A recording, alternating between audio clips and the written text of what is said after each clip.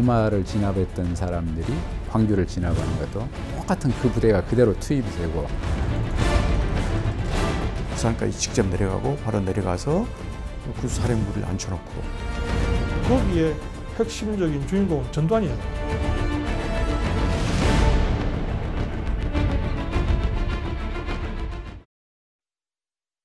모든 것을 밝히고 우리 자녀들을 잃고 남편을 잃은 부모들 가슴에 한을 풀어줬으면 좋겠습니다. 39년이 지나도 어머니들은 한을 풀지 못했습니다.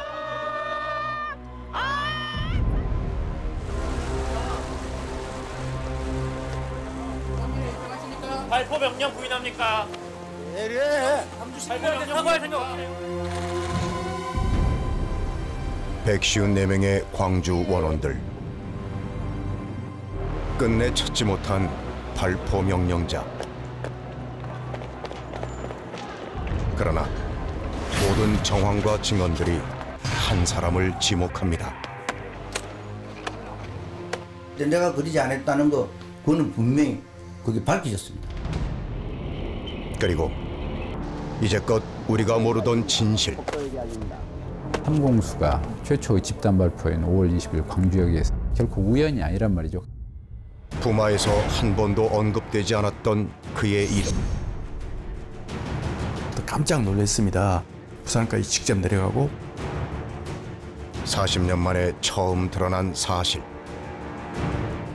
Agreed should go into Busan and Gwangju. 대통령의 죽음. 그리고 등장한 또 다른 정치 군인들. 그 다음 표적지 광주가 될 수도 있겠다는 얘기. 부마와 광주. 진상 규명의 핵심. 핵심적인 주인공은 전두환이잖아요. 그의 흔적을 추적합니다.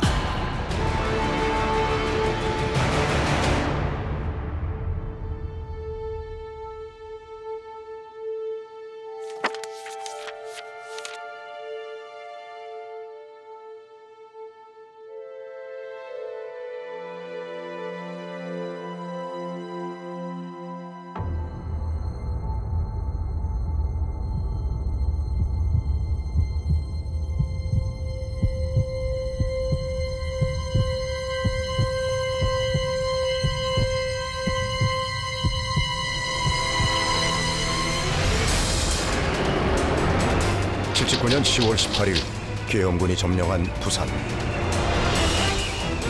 군과 시민이 충돌합니다.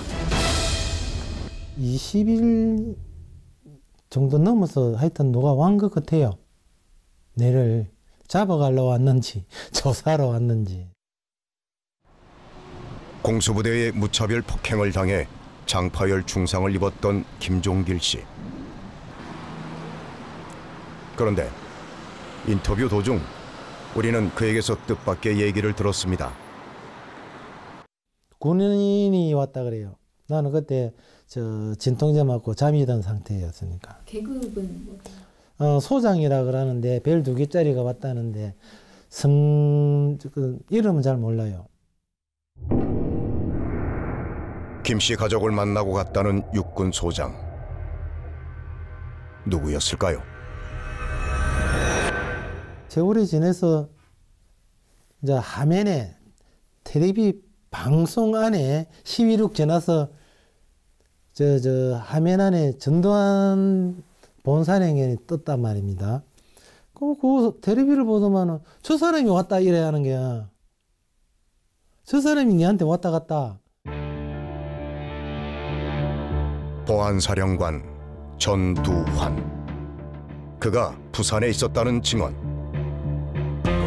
지금까지 전두환의 부마 항쟁 당시의 행적은 밝혀진 바가 전혀 없습니다.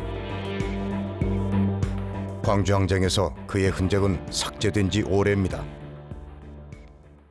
88년도 초에 이때 이제 집중적으로 많이 조작들이 이루어지고 그런 흔적들이 많이 보입니다. 그러니까 그 무렵 전후에서 그랬든지 어쨌든 여러 차례에 걸쳐서 그런 것들이 이루어지니까요. 중요 문서들도 태워버리고 소각시켜버린다는 그런 증언들이 구체적으로 여러 군데서 확인이 되니까요. 광주항쟁 7달 전 그가 부산에 있었다면 부마와 광주의 유혈 진압은 어떤 연관이 있을까? 부마에 맨 처음 투입됐던 삼공수가 동시에 5.18 때 최초의 집단 발포인 5월 20일 광주역에서 그런 일을 저지르고 이런 것이 결코 우연이 아니란 말이죠.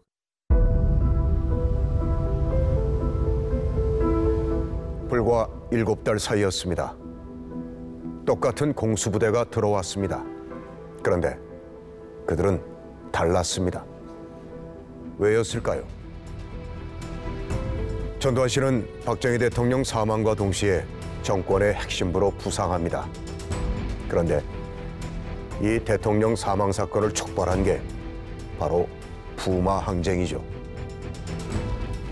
전두환 신군부의 등장, 그리고 광주의 비극, 이 모든 건 부마로부터 시작됐습니다. 부마 항쟁 발생 이후 대통령 사망까지 열흘간 무슨 일이 있었는지 우리는 정확히 알지 못합니다. 국가기록도 상당수 폐기되거나 소실됐습니다. 우린 묻혀진 기록 속에서 전두환 신군부의 부마 항쟁 행적을 따라가 봤습니다. 그들이 부산에서 뭘 했는지, 뭘 봤는지 말이죠. 부마에 첫 투입된 삼공수를 따라가 보겠습니다.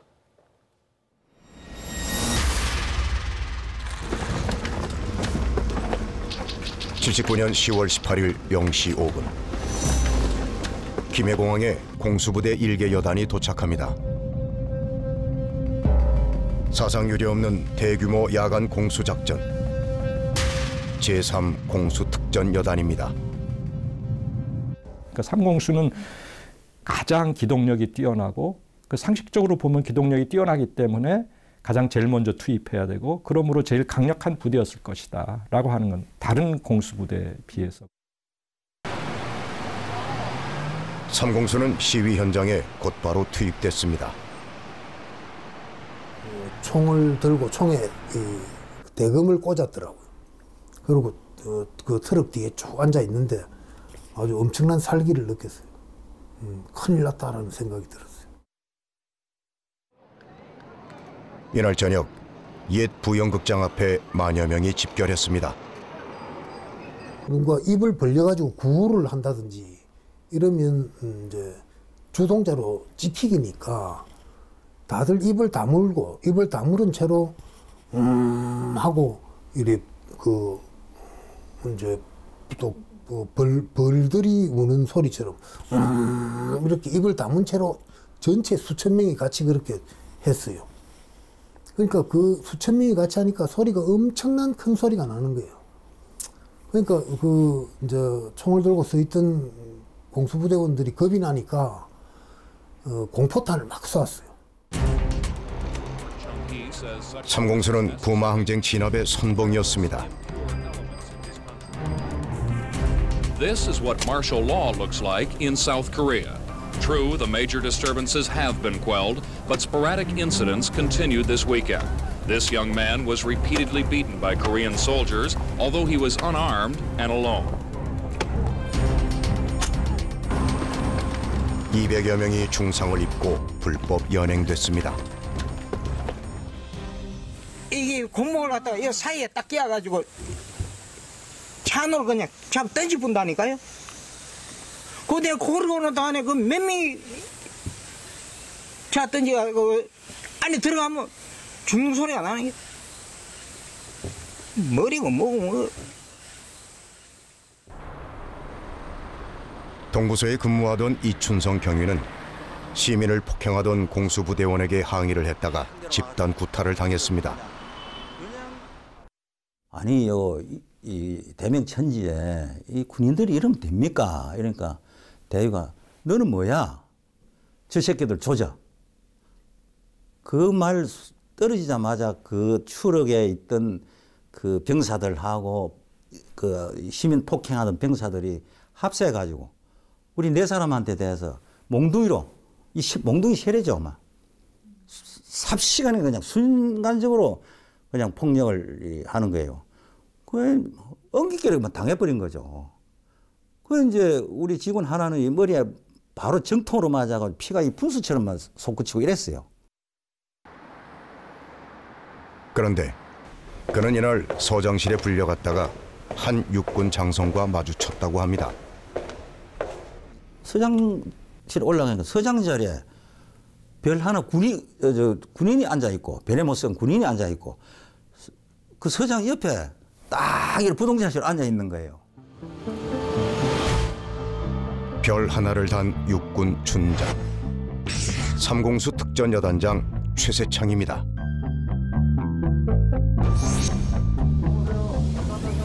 (12.12) 군사반란에서 합참의장을 체포한 인물 전두환 씨의 최측근입니다.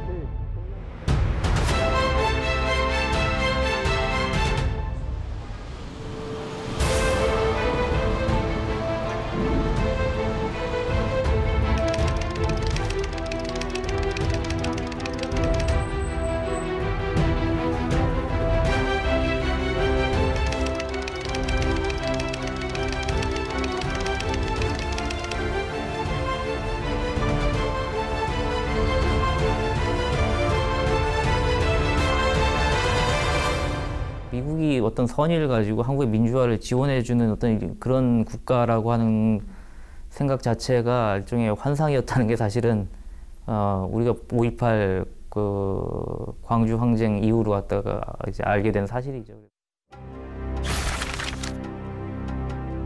부마 항쟁 당시 공수부대 외에 대규모 병력을 차출한 곳이 있었습니다. 해병 1사단 7연대입니다.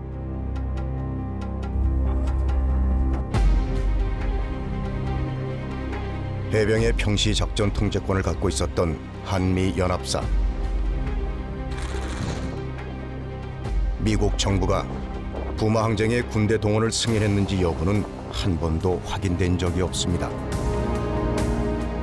우리는 이 사실부터 확인해 보기로 했습니다.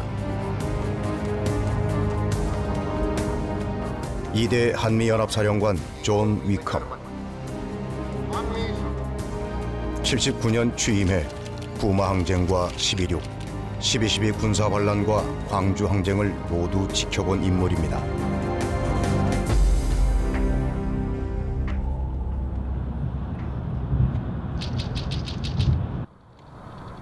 은퇴 후 아리조나에 살고 있는 그를 만났습니다. 그는 부마 항쟁을 기억하고 있었습니다.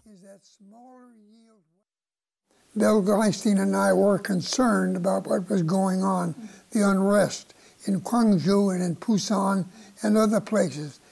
And we didn't want to see that morph into more unrest in the South, principally because of the North Koreans. Now, Bill Gleisten was concerned about the unrest leading to loss of democracy in South Korea. 79년 10월 부산에 해병 7연대 투입을 승인했는지 물었습니다. You're right. That kind of an approval might have been made at a lower level than my level as a commander-in-chief. And it probably was made. Yes, we'll move the Marines down there. 미국은 부마 항쟁에 군대를 투입했습니다. 인권 외교로 상징되던 카터 정부였습니다.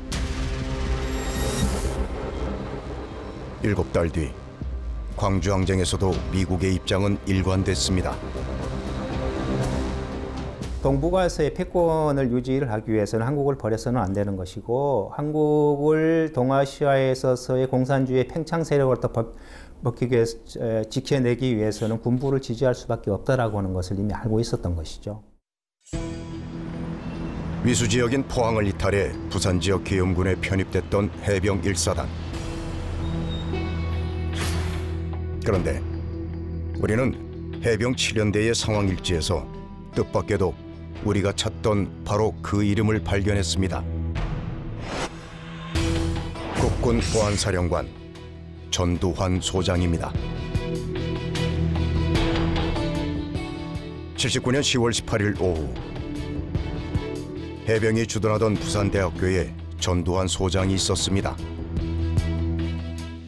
내의 지휘계통에 있지는 않았지만 아까 얘기한 저 정치적인 파워와 그 위상과 권력으로 봤을 때 충분히 할 수 있는 그런 그 배경이 있다고 보고요. 이날 전두환 소장은 해병과 삼공수, 이관구 사령부 등 계엄군을 일일이 찾아다녔습니다. 18일 날 와서 부지런히 움직였죠. 전두환이 부지런히 움직입니다. 아무리 통상적으로 보안사령관이 이렇게 오지 싶은 생각이 들어도 그래도 역시 눈에 띄게 부지런하게 움직인 건 사실인데 그건 최소한이고요. 그런데 이날 부산에 온 또 한 사람이 있었습니다. 중앙정보부장 김재규였습니다.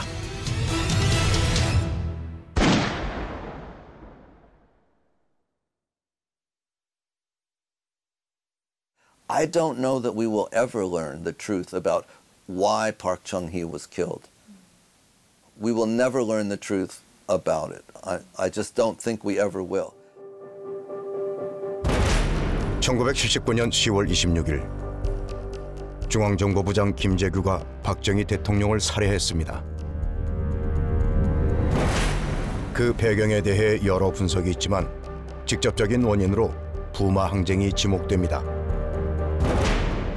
역사에서 가정이랑 불가능하지만 부마가 없었다면 과연 김재규가 11.6을 일으켰을 것인가?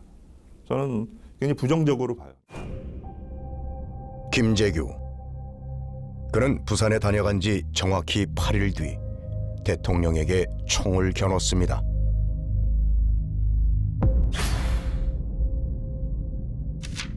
부마 항쟁은 대단한 것이었습니다. 일반 시민에 의한 민중 봉기로서 시민이 데모대 음료수를 날라주고 피신처를 제공해주는 완전히 의기투합하여 한 덩어리가 돼 있었습니다. 79년 10월 18일 부산에 있던 김재규와 전두환. 이들은 부산에서 뭘 봤을까? 두 사람이 목격한 부마 항쟁은 어떤 것이었을까요?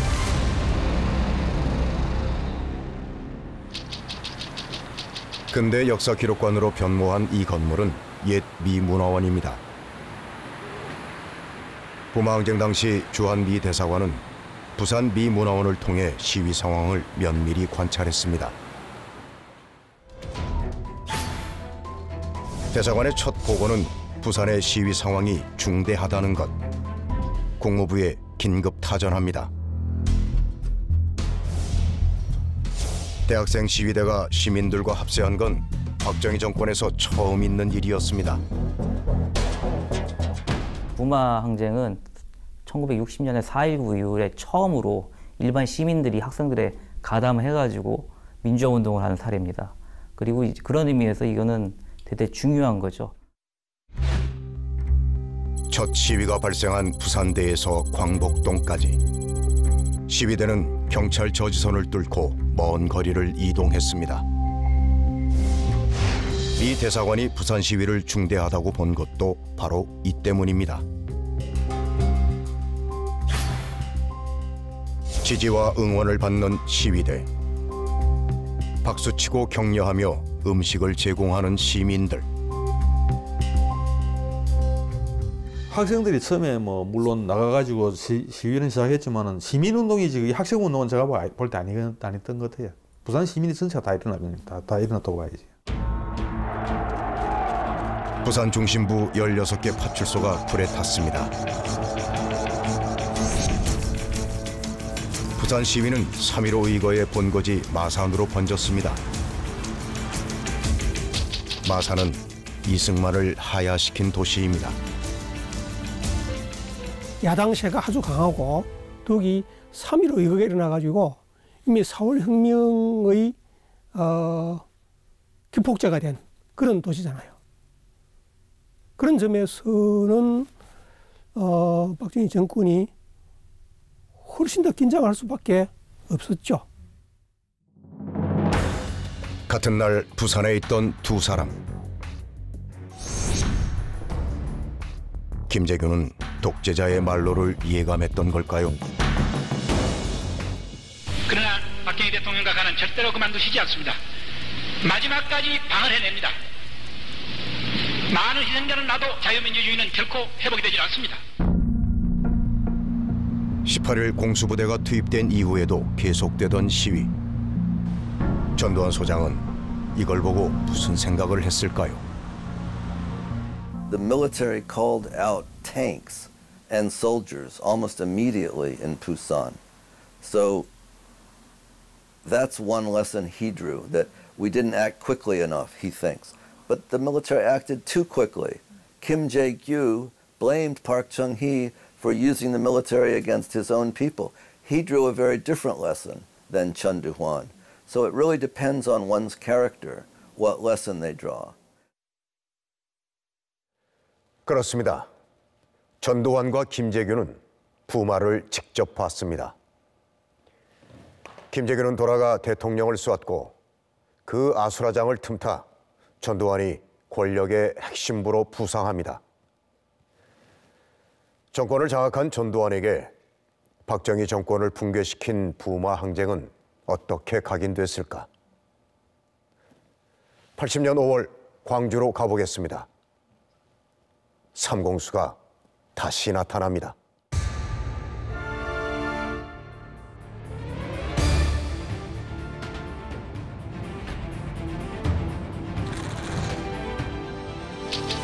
(80년 5월 20일) 늦은 밤 5.18의 첫 집단 발포 사건이 발생합니다. 시민들을 향해 실탄을 쏜 군인들, 삼공수였습니다. 8월 20일 날 저녁에 삼공수에 의해서 사상됐던 그 시민군 시체 두구, 이 두구가 광주 시민들을 아주 개강시켰던 그 계기가 되게 된 것이죠. 삼공수 여단의 집단 발포는 다음 날인 21일 54명이 숨진 전남도청 집단 발포를 촉발했습니다. 이 사건의 진상은 95년에야 밝혀집니다. 그때까지는 전두환이 얼굴 삼공수 여단장인 최세창 씨가 처음에는 자기도 강력하게 부인을 하죠. 그러다가 여러 차례 검찰 피의자 신문조서를 통해서 최종적으로 자기가 실탄 분배를 지시를 했고 위급시는 발포를 할 수도 있다라는 식의 이야기를 했었다. 광주역 집단 발포가 발생한 20일 저녁, 삼공수는 M16 실탄을 지급받았습니다. 부마 항쟁에서 공포탄만 사용한 삼공수가 광주에선 실탄을 썼습니다. 삼공수의 한 지휘관을 접촉했습니다. 그는 5.18 북한군 침투설을 반복적으로 주장하고 있습니다. 무릎 꿇고 앉혀놓고 시위하는 사람들이 옆에서 보게끔 민들한테 붙잡혀가지고 진압봉이라고 그래. 그 진압봉에 얻어맞은 사람도 없잖아. 있을 거야. 그러나 7개월 뒤 광주역 앞에 다시 나타난 삼공수는 달랐습니다. 우리 땅을 적한테 남겨주는 기분이 들었다. 적이라고 하면 시민군 말씀하시는 거예요? 광주 시민의 거기 누가 있는지 우리는 우리의 상대죠, 상대. 우리가 소유하고 우리를 공격하는 것이 우리는 적으로 생각합니다. 부마 항쟁, 그리고 11.6 군사 반란을 거쳐 5.18 광주까지. 신군부의 문제이죠. 신군부가 이제 12.12 이후에 그와 같은 과정들을 준비해 나가면서 어떻게 보면은 그 공수부대원들에게 도끼를 심어줬다고 할까? 시민들에게 증오심을 갖도록 계속 훈련을 시키고. 그 7달 사이 군은 바뀌어 있었습니다.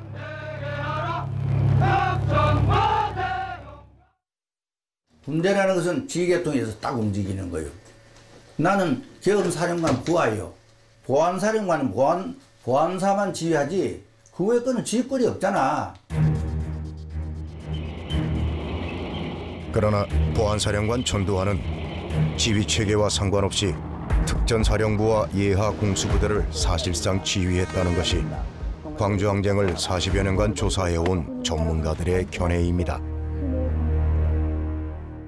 여기에 직접 내려와 있었던 아까 말했다면 3공수, 7공수, 11공수 이 공수 여단장들은 바로 직접적으로 자기들이 여기 31사단장에게 보고를 해야 함에도 불구하고 여기 특전사령관이 정호용 씨가 직접 내려와가지고 정교사령관실 옆에 자기 사무실을 두고 바로 거기서 직보를 받고 이 정호용이는 바로 서울에 있는 바로 보안사령관이었던 전두환에게 직보를 했다고 저희들은 거의 대부분 판단을 하고 또 그런 연구 결과들이 많이 나와 있습니다. 우리는 79년 10월 18일 부산에 있던 전두환 소장의 자세한 행적을 취재했습니다. 지역 계엄사령부가 설치됐던 옛 군수사령부 기지. 79년 10월 18일부터 26일까지 7차례 계엄위원회가 이곳에서 열렸습니다. 그런데 우리는 군수사령부 내부 문건에서 부마항쟁 기간에 기록된 어떤 회의 내용을 발견했습니다. 계엄령이 발표된 18일 정오 무렵 계엄사령관과 작전처장, 3공수 여단장, 보안부대장이 참석한 회의. 초동 강경 진압, 시위대의 무력 사용, 군의 위력 과시, 구체적인 지시가 내려집니다. 이 회의를 소집한 사람은 누구였을까? 바로 전두환 보안사령관입니다. 깜짝 놀랐습니다. 이런 자료가 남아있고 특히 어쩌면 자기하고는 직접적인 연관이 없는 상황인데 어쩌면 바로 이 육군 소장이 직접적으로 바로 자기 업무도 아닌 바로 부산까지 직접 내려가고 바로 내려가서 군수사령부를 앉혀놓고 육군 소장이 중장인 지역 계엄사령관을 앉혀놓고 작전회의를 했다는 내용. 지휘를 했을 수도 있고 직접적으로 부산에서 어떻게 지휘를 하라라고 어느 부대를 어디에 배치하라라고 할 수도 있는 것이고 아니면은 밑에서 작전을 짠 것에 대해서 이제 같이 검토를 한 경우일 수도 있고 해석은 두 가지 다 가능할 것 같아요. 당시 이 회의에 참석했던 501 보안부대장에게 물었습니다. 그 기록이 다 있을 건데 네. 기록대로 하면 되잖아. 했겠지. 마중도 하고 안 했겠어. 그런데 하도 오래돼서 난 기억이 잘 없다 그거야. 부마항쟁의 지역 계엄사령부는 2군과 지역사단인 이관구의 지휘를 받는 게 정상적인 계통입니다. 보안사령관은 이 지휘 라인과 무관합니다. 군 역사 자료에 저런 식으로 나왔다라고 하는 것은 말은 안 되는데 지휘선상에 있지도 않았는데 실제로는 지휘선상에 있지 않았음에도 불구하고 그런 일들이 너무 많이 일어났었으니까 저것도 그렇게 봐야 되겠죠. 보안사령관 전두환의 계엄사령부 작전회의. 그는 부마항쟁 진압에 어디까지 개입했던 걸까?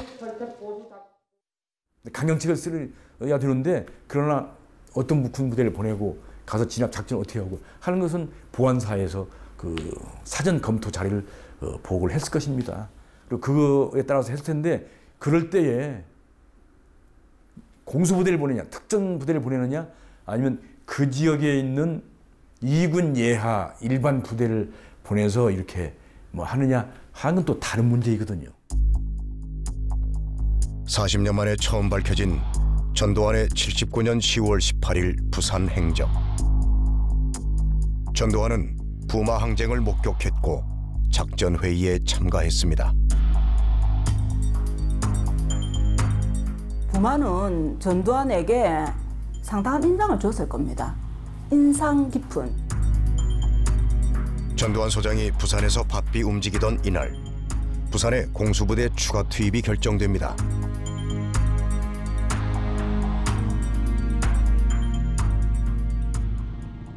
My research about Gwangju, I interviewed dozens of the Shimingun, the fighters, during the uprising, and almost all of them mentioned Puma as something that had affected them greatly. They realized that the military had brutalized people in Busan, and when it happened again in Gwangju, they didn't want to suffer the fate of Busan and be dominated by the military. 부산의 한 고3 교실. 수업이 한창입니다. 윤리 과목을 가르치고 있는 박유순 교사. 79년 10월 17일 광주 전남대 상담 지도관실 방화 사건의 주인공입니다. 대학가를 사찰하던 정보 형사들이 머물던 곳에 전남대 여학생 2명이 불을 질렀습니다. 부마 항쟁이 일어난 다음 날 발생한 사건입니다. 독재 권력 18년이잖아요. 이런 거니까 정말 썩을 대로 썩었다. 그래서 이제 진짜 이거 끝날 날이 얼마 안 남았다. 어떻게 끝날까? 부마 항쟁 소식은 11.6 전까지 전국으로 확산됐습니다. 박정희의 끝장이 이제 부마를 통해서 이게 전국적으로 막 일어나겠구나. 이런 상황이 막 일어나고 막 가슴이 막 뛰고 막 그런 감정을 느꼈던. 대표적인 야당 도시였던 광주가 특히 술렁였습니다. 박정희 정권이 아주 그 폭압적으로 탄압하고 있는 상황에서 어떻게 부산 마산 시민들이 그리고 학생과 시민들이 이렇게 일어났을까? 여기에 대해서 이제 도저히 그 의문이 안 풀리는 거죠. 광주 지역 5개 고등학교에서 부산대 시위를 언급하며 부마 항쟁에 동조하자는 서신이 전파됐습니다. 전남대와 조선대 등 대학가로도 소식이 전해졌습니다. 오히려 광주가 먼저 이런 부분들이 발생을 해야 되는데 이게 부산에서 마산에서 이런 상황이 벌어졌다는 소식을 듣고 참 어떻게 보면은 우리도 뭔가 역사에 동참해야 된다. 광주뿐 아니라 연세대와 이화여대, 서울 지역 대학가가 부마 항쟁 소식에 크게 동요됐습니다.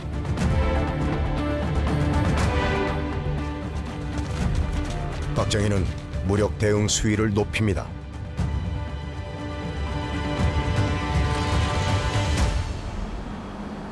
우리는 당시 박정희 정권 내부의 움직임을 관찰했던 미국 CIA의 기밀 문서를 찾아봤습니다. 박정희 대통령 한국군 내 위기감이 확산되고 있다고 분석합니다.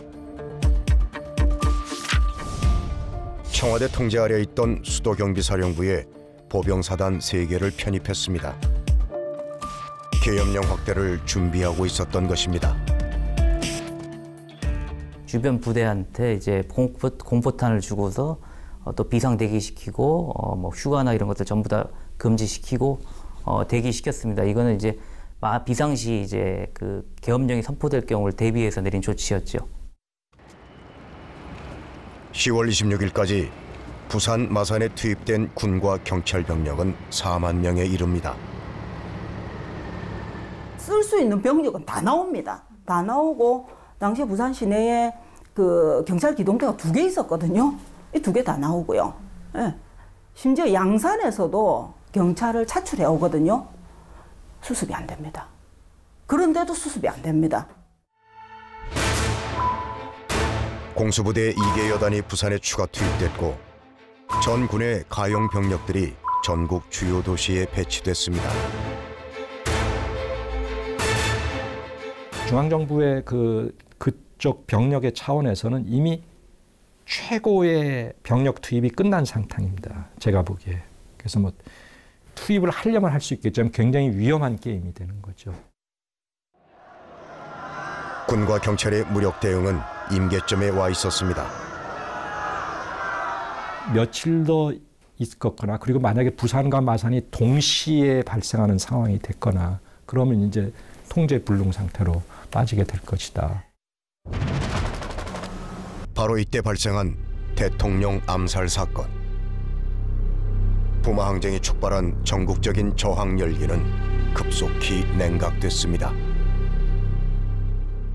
그때 11.2가 없었다면 그 뒤에 군부의 후속 대책이 어떻게 전개됐을 것이라는 것을 정확하게 얘기할 수는 없지만 분명히 뒤따랐을 것입니다. 그러면 거기에서 군과 시민, 국민 간의 충돌이 어떻게 전개됐으리라고는 정말 우리 좀 예상을 뛰어넘는 것이죠. 김재규의 대통령 살해 사건은 18년 독재를 붕괴시켰고 동시에 부마를 멈췄습니다. 그리고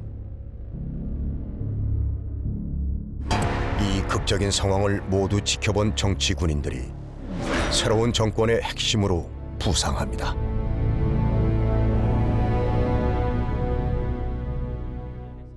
정치 군인들의 사전 계획에 따라 1988년 5.18 광주 특위. 이제 다시 청문회가 속개됐습니다.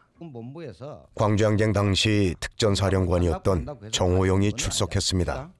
그래서 막 그중에서 전일빌딩 관광호텔 삼공수 최재창 여단장에게만 무공 훈장이 수여된 이유가 뭐냐는 질문이 나왔습니다.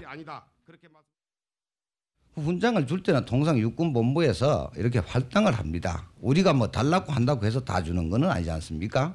그래서 막 그중에서 삼재단장이 가장 선임이고 또 고생도 부마 사태에 또 있었고 이래서 고생도 했고 해서 삼재단장이 가졌고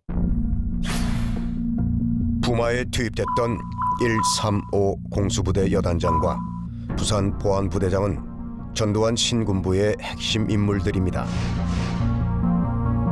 12.12 군사반란의 핵심 가담자들로 훗날 5공화국에서 군의 최고 요직을 섭렵하는 전두환 씨의 최측근들입니다. 이들은 아직도 전두환 씨를 적극적으로 비호하고 있습니다. 전두환의 신군부는 부마 항쟁을 이렇게 평가했습니다. 72년 유신 헌법이 제정된 이래 가장 격렬한 소요 사태란 점에서 커다란 의미가 있다. 학생 시위가 아닌 시민들까지 가세한 소요이며 산발적이나 전국적으로 확산되었다는 점에서 분석, 검토할 가치가 있다. 대통령 사망이 아니었다면 어떻게 전개됐을지 모를 부마 항쟁. 이들에게는 강렬한 인상으로 남았습니다.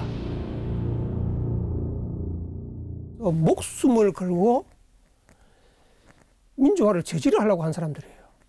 그런 사람들이 실제 권력을 거머쥐기 위해서 무슨 짓이든지 할 준비가 되어 있는 정권 창출의 상승기에 있는 사람들.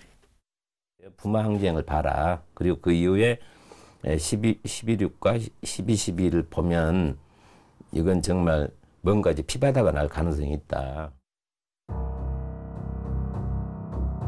이들은 부마 항쟁 진압의 경험을 꼼꼼히 기록으로 남겼습니다.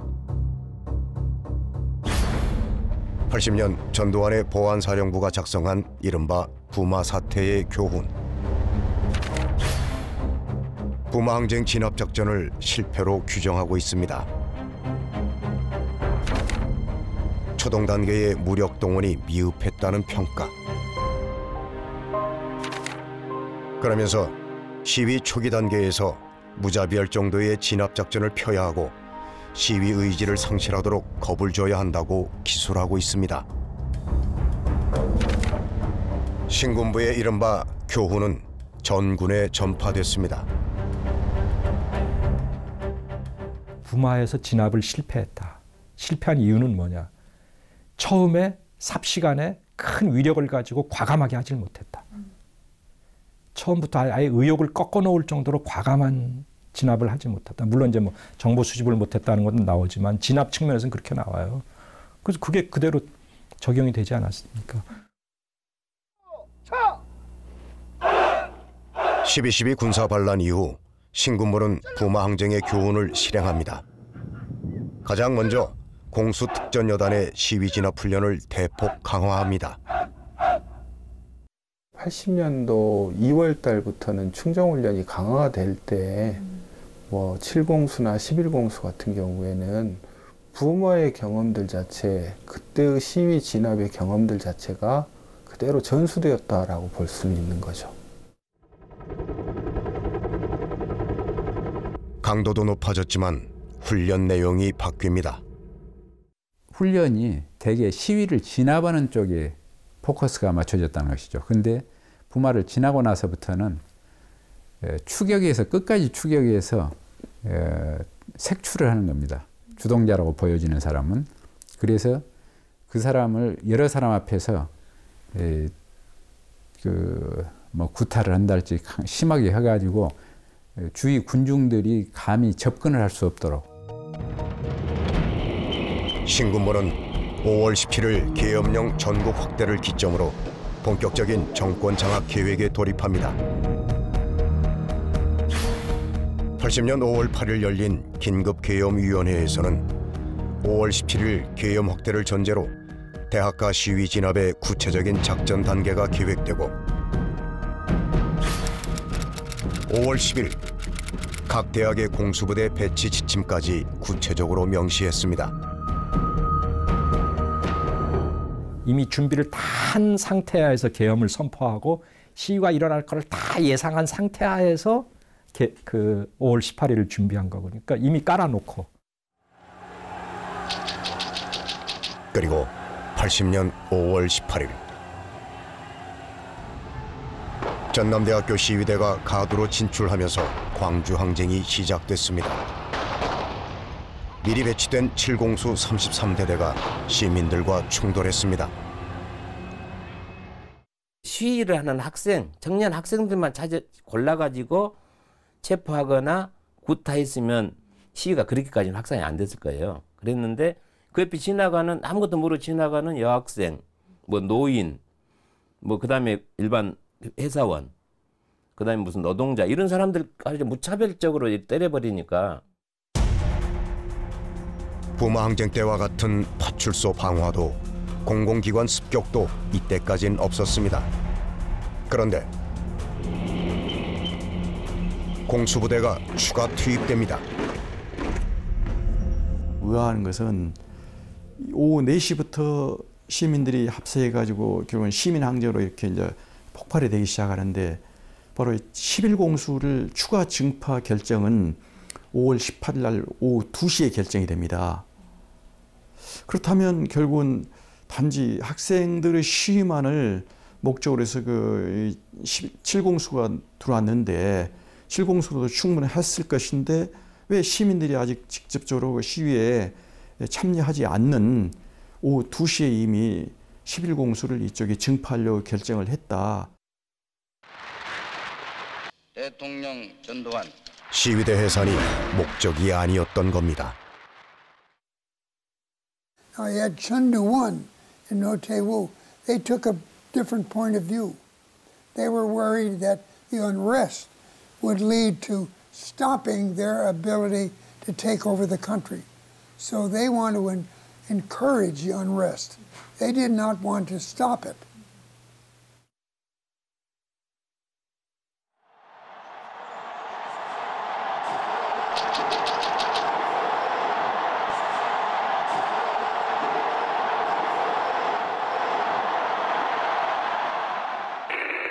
국군 기무사령부가 지난해 박근혜 전 대통령 탄핵 국면 당시 작성한 계엄 문건이 모두 공개됐습니다.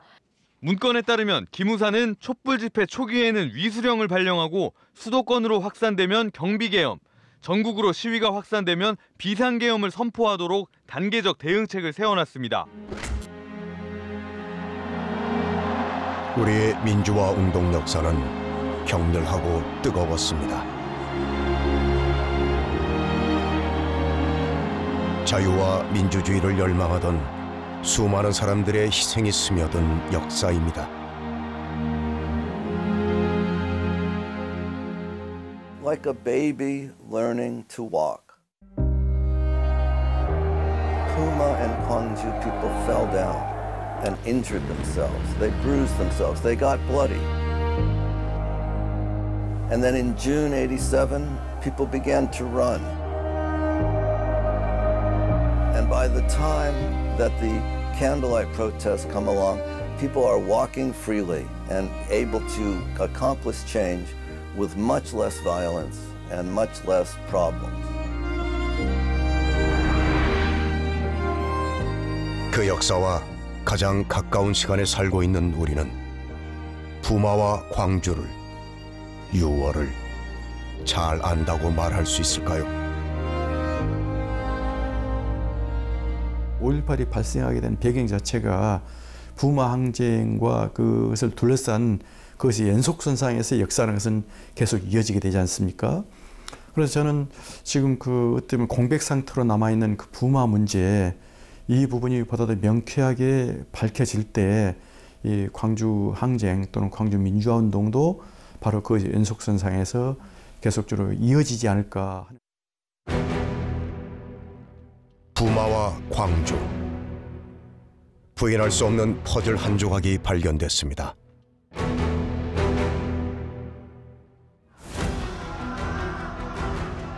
(79년과 80년) 그 7개월간의 간극을 우리는 다 알지 못합니다.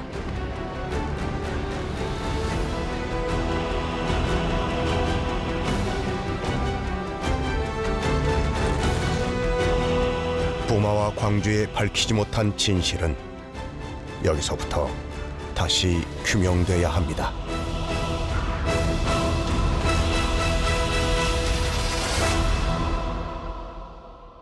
지금까지 이런 노력을 제대로 안 해온 거죠. 너무 이제 광주가 참혹했고 진상규명이 너무 안 됐기 때문에 부마가 거기에 가려 있었고, 부마가 가진 역사적 의의, 그리고 부마와 광주를 잇는 그리고 이어지는 이것이 갖는 정말 중요한 역사적 의미를 좀 너무 등한시했다 그럴까요?